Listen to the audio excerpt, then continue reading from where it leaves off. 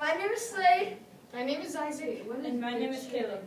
And this is our math STEM video, the vigenère square. Okay, so how you do this is you need to use this and this. So, And then our ciphertext is O, E, H, O. And so what you're going to do here is you're going to find O at the C. So you're going to go over from the C to O, then up. So you get M. That's your first letter. So M, and then A. So you go over to E after this one. So you go over to E, up, it's an E. So then you have to go over to H from T, all the way over here, and then just an O, and then the last one is O again. waking up early. All the way over here.